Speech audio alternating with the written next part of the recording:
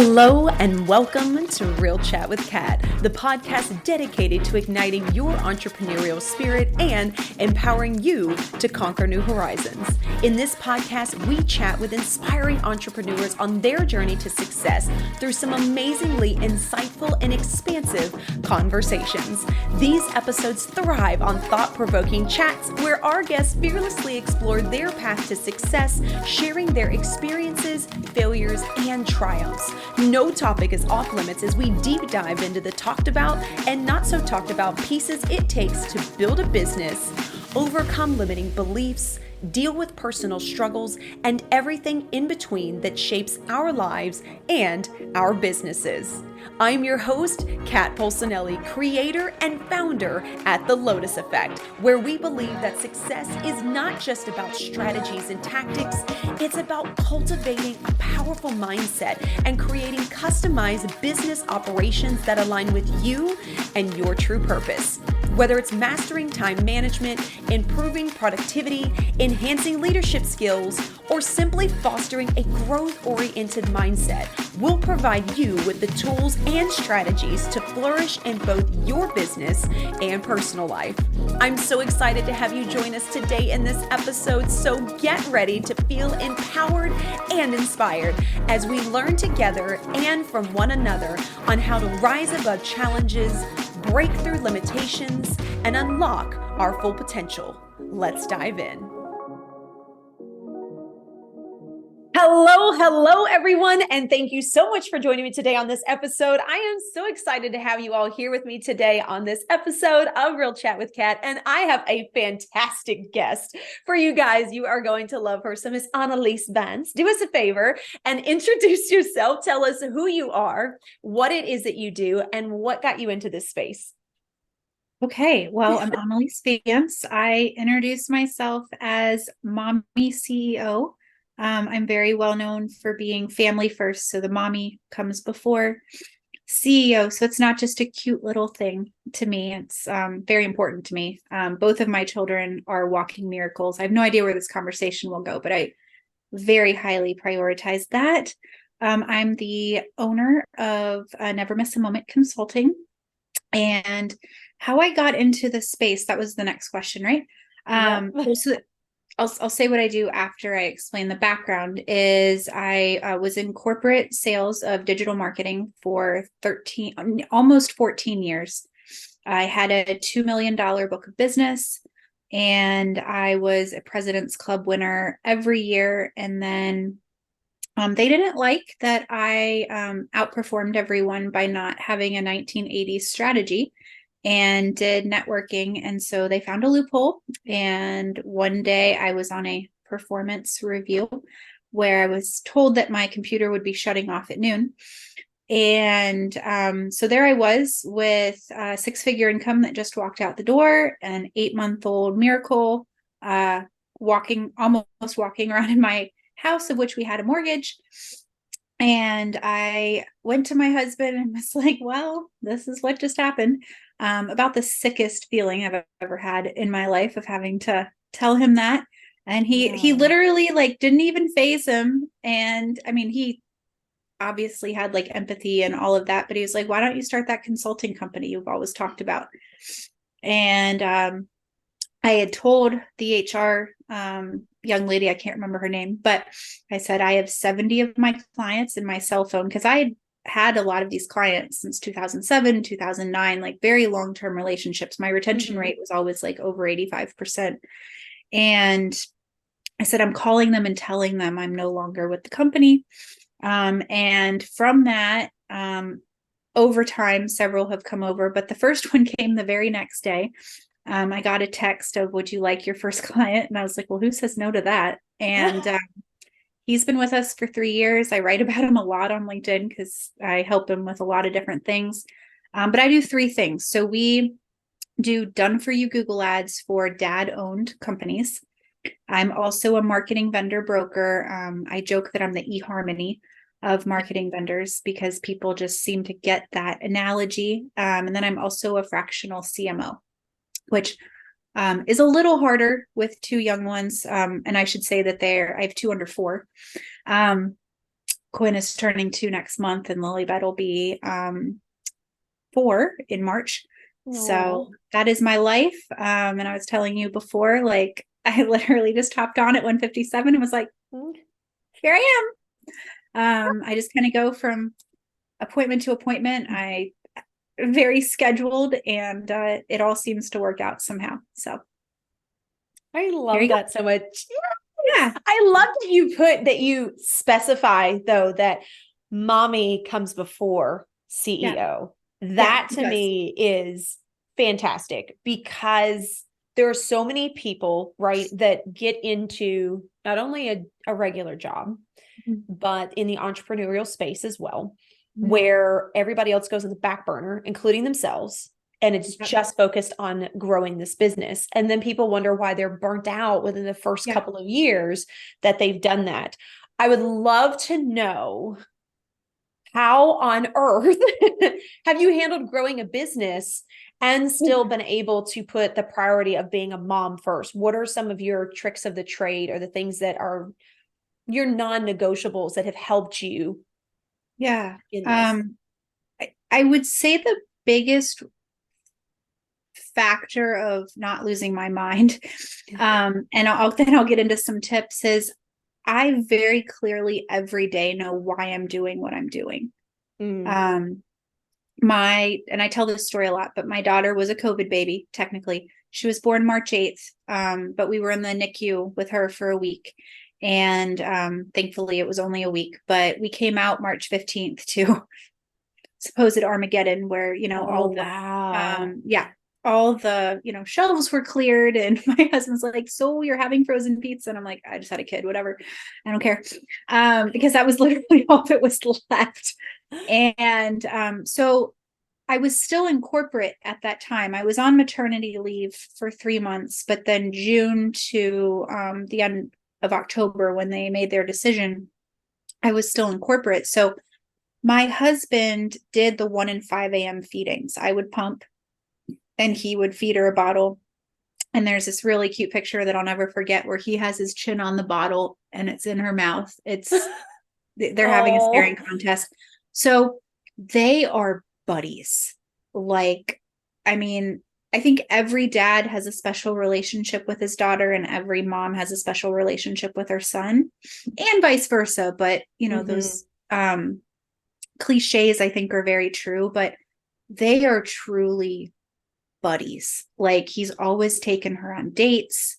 And so when she was 2.5, when we made the decision to focus in on dad-owned companies, because that's just what we really felt we were called to do for many reasons, which we might get into, I hope. And he made the decision to, there's a client we have where he has to help them off-site. Well, in her 2.5-year-old mind, she doesn't understand that we own a business. It's daddy's leaving and going to work. And so for a couple of weeks, we got away with daddy's going to help people. But I distinctly remember after a couple of weeks, she would not even hug him when he left, because she felt like she was condoning him leaving. She'd hug him when she got home. When he got home, she would hug him any other time, but it wrecked my husband. And so for the last year, my entire vision has been to free him up from that, so that he doesn't have to do that for, the betterment, responsible thing to do for our family. And I never forget that, because a big part of my story, and I know I'm kind of jumping all over the place here, but it all kind of fits together. So I have a lot of empathy for my daughter, because my dad traveled growing up. And so I know what she's feeling, and not that I enable some of the emotions, but I'm very sensitive to the emotions, if that makes sense, because I had them. And I've looked her in the eye many times. I will never forget. My daughter was so angry about it one day that, and I wear glasses. She had a hammer in her hand. It was a little toy hammer. she got so angry and had so much emotion about it. And I don't think she was 3 yet. But I got hit in the face with a hammer on the bridge of my glasses and was bleeding. And you know what? I wasn't even mad because I'm like, she's going through all of this right when her emotions are turning on. Like, how much does that suck? And so, I remember this conversation. She was sitting on the toilet because she was freaked out by what she had done. And she felt really bad, like, oh, I hurt mommy. And I was like, sweetie, like, I get that you're upset. And we started going through feelings charts and things like this. We still do today, like, point to me, what are you feeling? And she'll, frustrated, angry. And because I want her to know it's okay to have these feelings, and mommy and daddy are working towards this not happening. So that's why I've, been on so many podcasts, and I post, 5 to 6 times a week, and all of this is just because anything that I can do when I'm in my space that I have when the kids are napping, I want to bring him home. And we're really, really close. It'll probably happen in January, maybe February. So everything's been worth it. And you know what? My son, he's going to be he won't remember any of this. And my daughter, probably long-term, probably really won't remember it, but it doesn't make it any less real what she's going through right now. But some tricks of the trade, I am enormously scheduled. My kids wake up at a certain time. Naps are at a certain time. Because otherwise I couldn't do things like this. And this gives me my space to talk to adults, right? And not be talking toddler if some of that comes out. So the schedule, I would say, is the biggest thing. The other is, you mentioned, like, not just taking care of my kids and, putting them first, but taking time for me. Kat, sometimes I take a nap. I think it was last Monday. I had 2 appointments. They both, for some reason, scheduled, and I, without any guilt whatsoever, took a nap while my kids napped.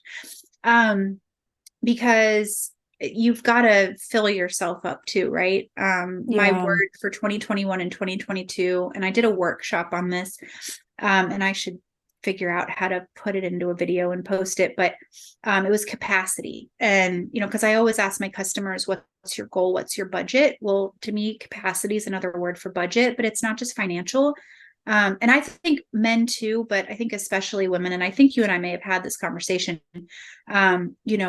spiritually, emotionally, mentally, like, what's your capacity to handle this?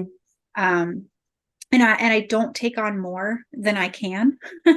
I think that's a big thing. There's a lot of things I could go do, but I keep the most important things the most important, like the big rocks. When you're like filling the jar, right? You do the big rocks, and then the little rocks and the pebbles and the sand and the water. I keep the big rocks. 1 to 1:30 is my special time with my daughter, and I never have an appointment during that, ever. I don't care if it was for a $10,000 a month client. I'd say no, because that's our special time. She's quality time. So I know the personalities of my kids. I know their love languages, and I keep those priorities as well. So I also ask for help a lot, which was a struggle for me before. But it's literally like, I know I can't do this all by myself. I'm constantly asking other people's perspective, like, what would you do in this situation? So I think that answers your question, but oh my gosh, just top of my head. So answered the questions. Well, and you made so many great points, right? So I heard boundaries are in there. Hardcore place boundaries, right? That's a huge one. Huge with boundaries.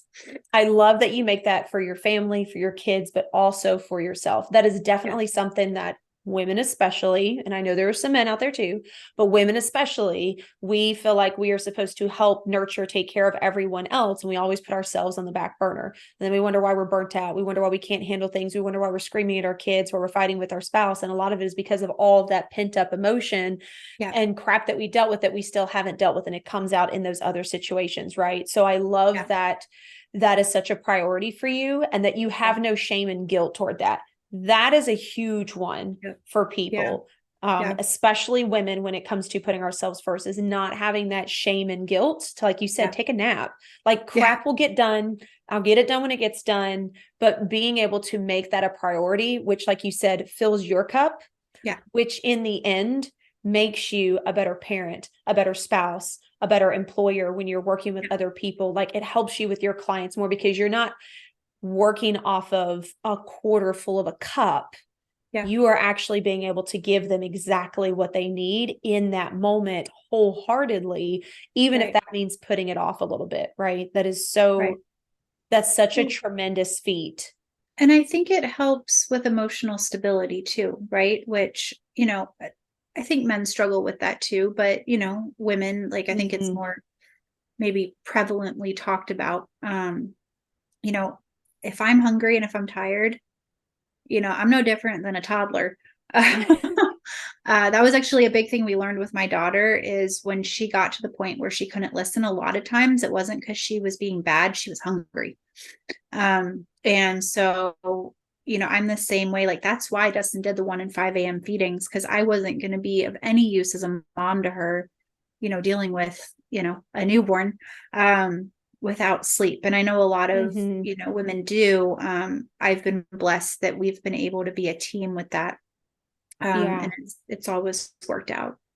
I love that. And what I really love about what you've talked about and everything as well is how much you involve the dad in it. Now, I get that there are some people with unfortunate situations where the dad doesn't want to be a part of it, right? That's a whole nother scenario. Or for people like me who didn't have someone that actually was there for my kids through the abusive relationship, he wasn't anything. And then when I was a single mom, it was just me. But I feel like there are so many people out there that are blessed like you, like I am now, right? With amazing men in our lives, amazing dads in our lives. And we don't always recognize that because of all the other things that we're doing. And then we wonder why they do get frustrated or why they don't help as much, because they don't understand what's going on. And we don't make the time to explain it a way that they can understand it, right? Or like you said, making sure that you have the capacity to ask for help, and asking for help. Like that has been a huge thing. Living in a house of 5 boys. Yes, I call my husband a boy. Living in a house with 5 dudes and being the only female, like it really did shift the way that I had conversations, and they're more apt to help. I just can't give them 15 things to do and tell them to remember to do it all. Right. So it's like asking for one task or making a list and saying, okay, look, I have a lot of crap on my plate today. Here's some of the things that I need to get done. If you could tackle some of this, that would be great. Asking for help that in itself was such a game changer. Well, I think, you said creating the time, but I think it's also creating the space for them to help. And you and I have a similar background. I don't know that we necessarily need to get into that today, and we can. But it was safer for me before of I've got it, because then it couldn't get screwed up. Right. And, a mentor of ours is famous for saying, if both of you thought the same, one of you wouldn't be necessary. God put us together because we're different. And this last 2 years has been, or 3 years, has been super interesting, because I was and not because my husband isn't talented, it's just kind of how it worked out, but I was the main breadwinner for the majority of our marriage. And so when I was I had a non-compete for a year. So the first year I literally couldn't exist. And he was joking last night that I was like 007 and I was a ghost. Because every bit of income that's come through his business, I brought in, because I'm business development and he's really good at being in the background. It's not one isn't better than the other. They're both necessary. Like if I develop the business and he doesn't deliver, like they're equally, important. But he's like, I feel so proud, and I think that's really good for a guy to feel. But it's been a strange adjustment for me to be taken care of, because that wasn't the case, but it wasn't because he wasn't willing, Kat. Yeah. I had to create the space for him to do it. And quite frankly, I like it better, of the two, but that can feel like your safe place, even though it's not as good as it could be, but we also joke that, like, he has the book of Dustin and I have, the book of Anneliese, and we've got to let each other know when there's like, a new adjustment to the book, and not assume that the other person knows. Like you and I were talking about something we're dealing with right now, and he was like, thank you so much, like now I know how to fight for you, were his words. And I think our husbands want to, but we have to, let them know how. Because like my husband's the personality where he's like, you've got it, cool, I'll go chill, but he wants to help, right? And so modeling that to my daughter as well, like she's 3.5, so she's in that like I've got it, phase, just being a 3.5-year-old. But I don't want that to carry on through her whole life. Like, no, it's okay that daddy opens the door, daddy helps you, like I want to uproot that from just the generations, because it's very, very prevalent on the female side of the family. Like, I mean, I'm 4th generation female owned business owner. So a very strong line of women, where the husbands have been the support role, and very, very necessary support roles. But it's okay sometimes to like be supported, you know what I mean? And not like have to be like I'm all for girl boss and all that. Like, don't get me wrong, but it's okay to not have to be the boss sometimes, if that message is coming through. Oh, 100%. And I totally agree with you. And you're right. I was in the exact same boat. I controlled so many aspects of my life for so long because I didn't have someone to do that. And I was raised to be very strong and handle your own crap. Right. And coming in, having my husband, same thing. You're so right. Where there are so many amazing men out there that they're so good in their own body and mind that they don't take offense to you being like, well, I'm going to handle it. It's like, cool. All right. Yeah. And at the same time, if you were to say, I cannot handle this right now, or I cannot deal with this, they are 100% willing to step in.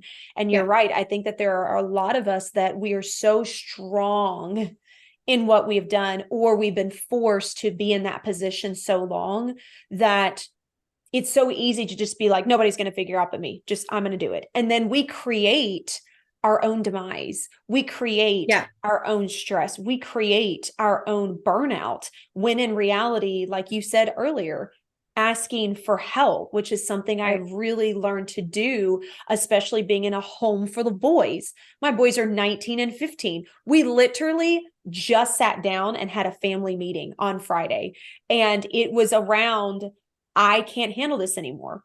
Every single one of you are going through some things, and I am being the happy cheerleader, and I cannot be everyone's cheerleader when nobody's cheering for me. And you know what's so funny? My 19-year-old said, Mom, you have to let us handle our own crap sometime. And I was like, shit. Crap. Okay. I need to remember that, but we want to handle things. We want to help. And it's when you give them that space, like you said, you're so right. When you give them that space, whether it's your spouse, whether it's a colleague, whether it's a client you're working with, especially when there's that male and female dynamic, they really do understand. You just have to give them the space and let go of that ego, or for a lot of us women, that I have to figure everything out because that's the way that I'm supposed to do it because I'm female kind of crap. Because, Right. like you said, your husband enjoys staying home. And there are so many men out there that are like, yeah, I would love to be the stay-at-home dad. Yeah. I'm okay with that. Dude, I would totally have loved that because I enjoy working. I would Right. love to have had someone that like did the laundry and cooked and did all the crap I didn't want to do. And I Yep. love that you're in this space of making that so possible.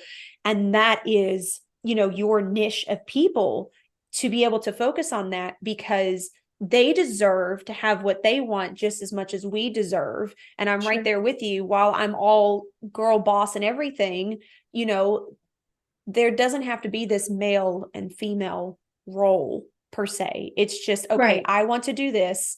You want to do that. Great. This meshes. Right. How can we work together? Right. And, you know, what's really cool about Dustin and Mai's dynamic is, neither one of us is technically the stay-at-home parent. It's just a joint effort. He enjoys taking the kids out, going to the zoo, going to the park. He volunteers to do it, which gives me some office hour space. But then I Mm-hmm. enjoy just like this morning, my kids and my neighbor has a chicken coop and my son wanted to see the chickens and I texted her like, is it all right if we like hang out in your backyard? Sure. He was trying to check the water for the chickens. My daughter was driving the little plastic car around. We were all jumping in the leaves together. And that's such a victory for me to be in that space of literally to be able to shut it off and just like be a mom. Mm-hmm. Um, there was something this weekend and I was playing with the kids and my husband's like, that was my favorite part, was just watching you just be free and just play with the kids, because I think you and I might be similar in this, where I had to grow up really quickly, through Mm-hmm. no fault of anyone. And a lot of it was probably my personality and I probably just took it on and didn't know any better, but I wasn't always really the kid. I was the protector of my sister. I was, filling in, and I see a deficiency and I just I go to fill it. And Yep. so at 38, to be able to play with my kids and be a kid, so to speak, is like a huge victory for me. Um, Mm-hmm. but the other thing I did want to mention just about dads, there's so much in the media today just putting them down. And you said something that I want to piggyback off of, just how capable they are in their own right, but no one's really talking about that. And that's what I really like to advocate for. There's a lot of men out there who want to be strong and they want to fight for their family, and they're not the idiots that are pursued on cartoons or sitcoms or movies. They're not the buffoon. And it just drove me bananas to see it happening. And I'm like, not the men I hang out with, you Yeah. know, not the business owners I see that are doing it for their family. And no one was talking about it. And so that's where a lot of my content has come from. Just no one else was talking about it. So it was like, well, I will. And it, all kind of works and fits together. But yeah, they're very, very capable. They just need the space to do it. And I think our husbands, along with our kids, need the space to screw up, Mm. right? Because they can't get better if there's no practice, right? And my kids amaze me every day. I'm like, oh, I'll watch them do something. I'm like, oh, you're totally fine. All right, cool. Go ahead. But that protective, nature, just being a mom, comes in. Yeah. And so that's been a lot of my journey, is just giving, my son today was running after his sister, totally face planted on the sidewalk. He's got a little thing on his head and he cried for, maybe a minute or two, but he's like, I want to walk. Okay, cool. He needs a hug, and then he's like, but I got it. He's that tenderhearted but kind of strong combination. And he's gonna live. I mean, after your second kid, it's like, all right, You're you're good. fine. You dust You'll this be off. fine. But giving them that space, you're not gonna protect them. I haven't had to deal with a broken bone yet. Really not sure how I'm going to deal with that one. But like, bumps, bruises, like my daughter yesterday, her lip went through, or her tooth like slightly went through, her chin. Like it didn't come out. It didn't like, but it like, there's a little tooth sized thing right there. And so she had a little bandage. She looked, like $1 million baby, on her chin. But she's like, Mom, I'm done bleeding. She like threw the band-aid away. She's like, I'm good. I'm like, cool, girl. All right. Oh, she's tough. But I want to preserve that like princess side of her too, right? Like I love that she's tough. I love that she can handle her business. Well, 3.5. But she's still like that tender, side as well. And I want to preserve that. There's a lot that's been redeemed through Dustin and I being able to parent our kids. So make space for that. I love that. And I love that you are preserving her personality, right? Just like you're preserving how your boy's personality is, and you allow your husband to preserve his personality and see it as it changes. That to me is so important, that we don't make enough space for that for so many people in such a huge regard. I would love to know, because I really want to talk a tad bit more about your business, before we end on you helping. How do you feel like you help dads preserve how they are running their businesses to allow them to have space in their family lives? That's a really great question. So, I can only talk from my experience, but my dad is a baby boomer, and a lot of the business owners that I help are kind of in that age range. And so for them, provision a lot of times is financial, because, that's like their role, it's their responsibility. Like, my dad, did something for years that I don't know was his favorite, but it's what provided for his family. It put his kids in private school. It let us like, I didn't have a bad upbringing, as like we went to Paris and Germany, and it wasn't all the time, but like I got exposed to a lot of things. And I think the biggest thing that I try to give dads, again, the space to figure out, and my husband, is a great example of this, is there's so many more ways to provide than financial. My husband showing my daughter, this is how a man should love a woman, and him showing that to my son too, and being that example. Him taking and my daughter on dates and being the standard, and him, just being able to be a boy with my son. And really, I think it's letting them have the choice to be present with their kids. So what we specifically do, with the Done For You Google ads, or I do with the fractional CMO work, is I used to say, because it sounded really cute, I take the marketing off their shoulders. So if their kids are small enough that they can put their kids up there instead. And yeah, it didn't really fit into a headline, but it sounded really awesome. So I'm still proud of it. It's still cute. It'll go somewhere. We're just not sure where yet, but just that choice, right?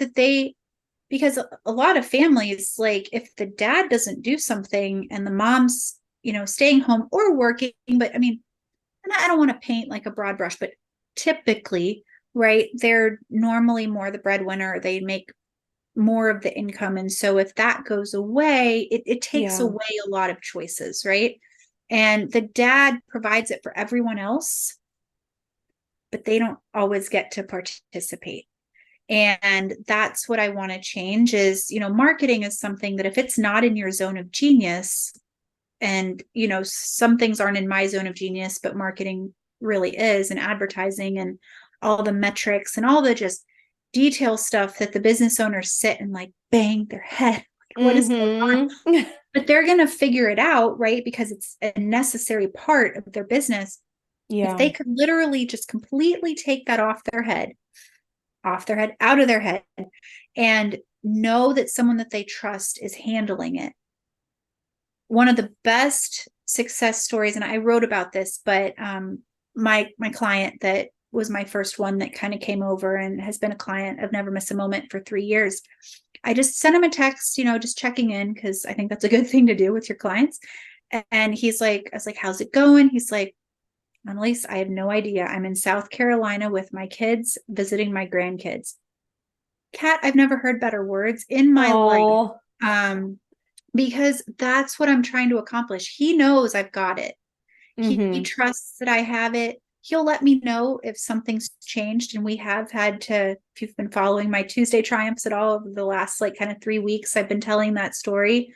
And it took about 3 to 4 weeks to, round something out, but that's advertising, right? There's adjustments and unique situations that come up, but mostly like, he's like, if you're not hearing from me, I know you've got it. I'm handling the business. That's my part. And what I like isn't related to marketing. That's his strength, or he's with his family. And the goal is that I'm not hearing from him.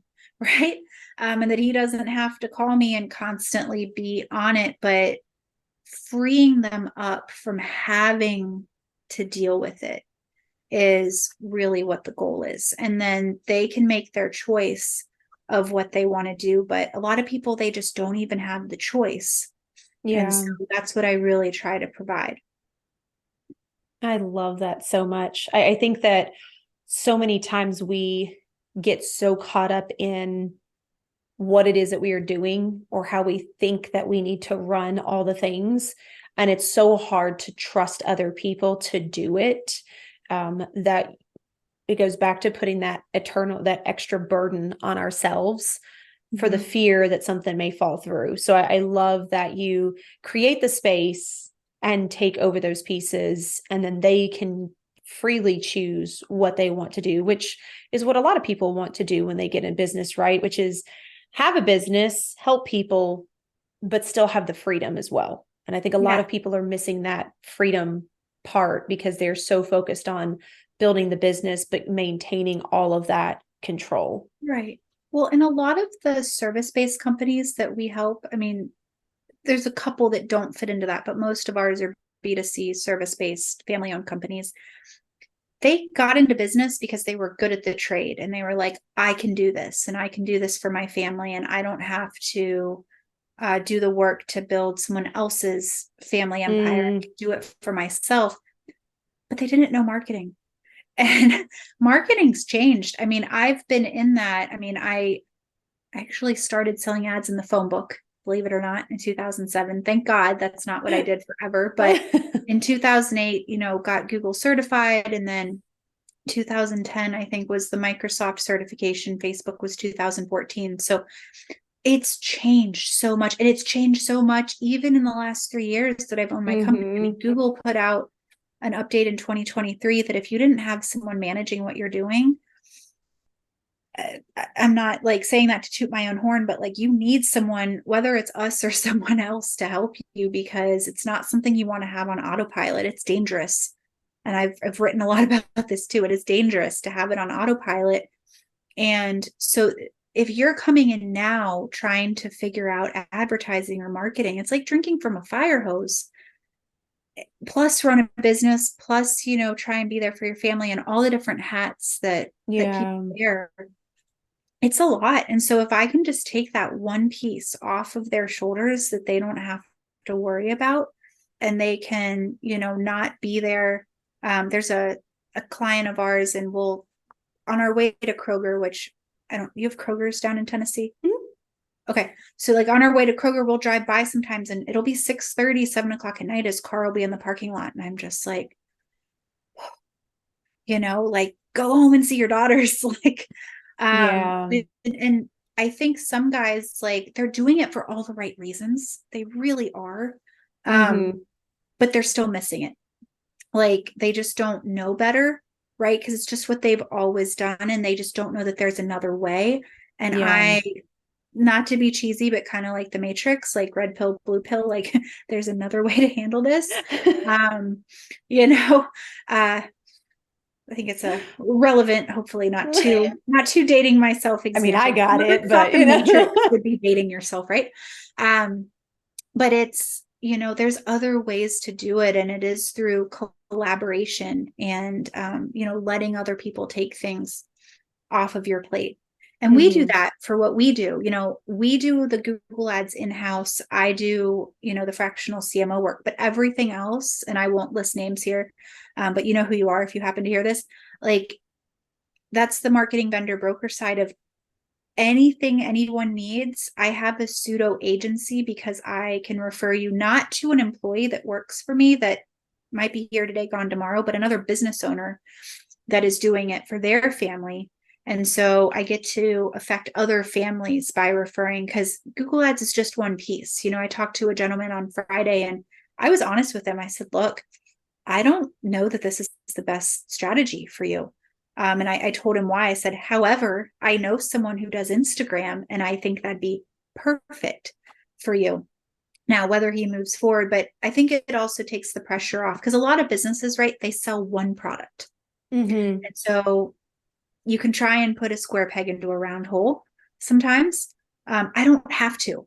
Like, pick your flavor, whatever you want, whatever you're trying to accomplish, and I can build a marketing team for you, and I can take the building of the team even off your shoulders. You tell me your budget and what you're trying to accomplish, and we'll put together a team to do it as well. So literally, I can literally take all of it off of their shoulders, or just a piece.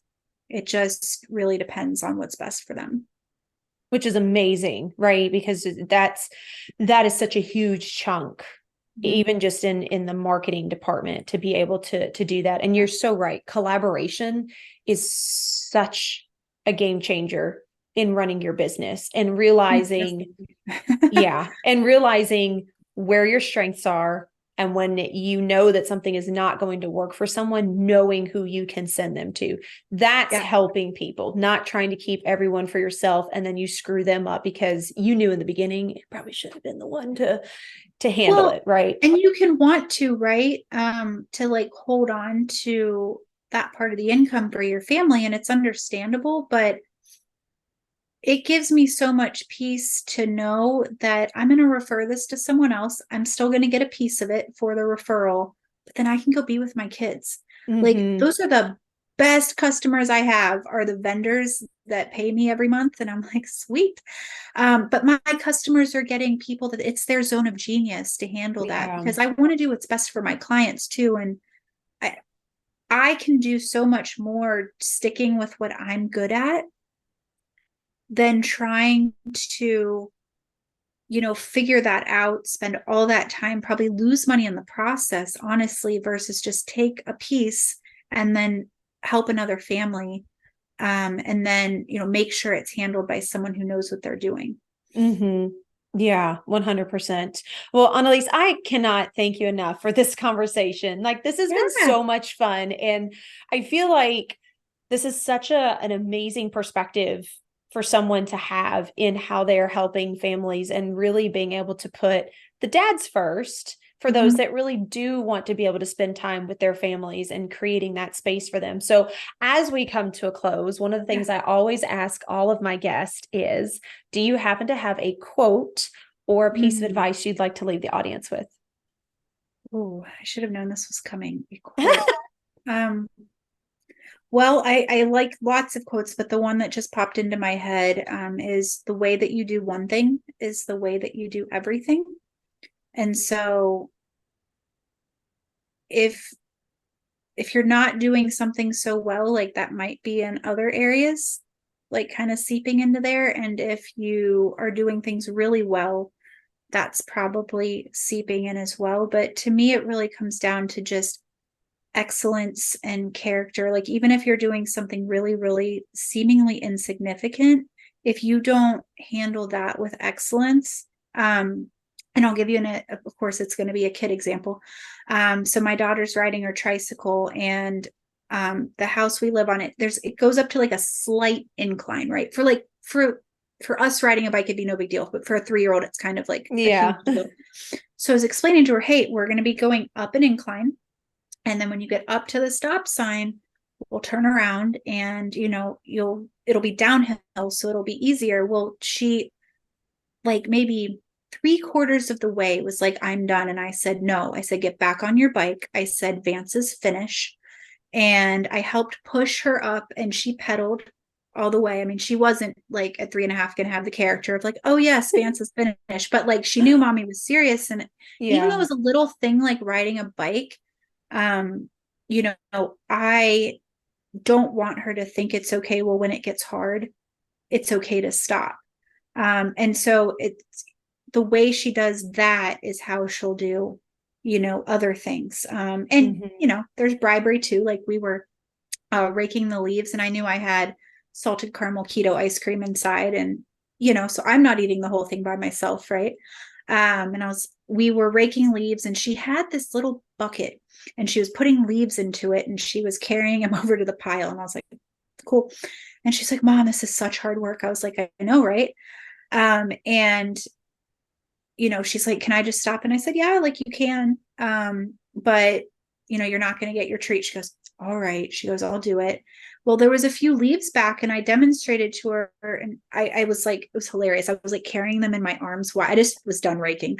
And she's like, Mom, what are you doing? I said, Vance's finish. I said, I'm not leaving. It was a little tiny pile of leaves, but the whole rest of the yard was immaculate. And so she watched me finish, and I'm really instilling that into my kids. So it's, even though it was leaves, right? Like, who's going to care? More leaves are going to fall in the yard, which it totally did the next day. But in that moment, I'm like, we're going to finish this project and, you know, do it in an excellent way. So I love that. I love that quote. Like, yeah, I so one of my love favorites. that quote. Yeah, definitely. Well, Anneliese, please be sure to share with everybody then, how can everybody find you, connect with you, and be in your world? Yeah. So the biggest place I probably hang out is LinkedIn. As a mom on the mobile app, I can hang out in the comments and the DMs. And then you can also go to, I have a Facebook page at Never Miss a Moment as well, which is part of my personal page, which is how my name is spelled there under my little picture. And I also have Never Miss a Moment consulting.com. I answer every message on the contact page, goes directly into my email, and people are welcome to reach out to me there. I love it. So thank you so much. And of course, everybody will have all that information in the show notes so that you guys can find her and connect with her, and definitely hop on her LinkedIn because she's always sharing fantastic pictures and cute stories and all that. So I love following you on LinkedIn and being a part of all of that. So thank you again, Anneliese, so much for being a part of the podcast today. I can't thank you enough. You're welcome. Thanks for the opportunity. I enjoyed it as well. I've been looking forward to this for a while. Oh, yay. And to everybody else out there, I hope you got some amazing takeaways and was really paying attention on, you know, some of the priorities that we forget to allow ourselves to have, whether you're the mom or the dad or a single solopreneur. There are things that we need to be paying attention to, like boundaries, self-care, right? Things like that. So anyway, I hope you were taking notes. If not, you should get your sticky pad out, make you some little notes, put it up for later. And until next time, don't forget, do one thing positive for someone each and every day and see the difference that it makes in your life. So until next time, have a fantastic day.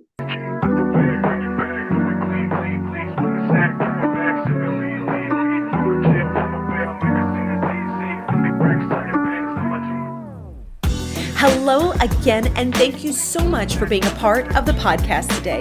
If you enjoyed this episode and it brought tons of value, we ask that you please share, like, and subscribe. Your support means the world to us and helps us to reach even more inspiring entrepreneurs who can benefit from these powerful conversations. If you haven't already, be sure to leave a review on your favorite podcast platform, as this feedback is an amazing gift that fuels our growth and helps us to continually improve this podcast. Looking for an extra dose of inspiration and empowerment? Then be sure to connect with me on social media. You can find me at The Lotus Effect, where I share valuable resources and tips while sharing my own journey of being an entrepreneur. And if you're interested in learning more about my coaching programs and services, be sure to check out my website at the-lotus-effect.com. Once again, thank you so much for being a part of Real Chat with Kat.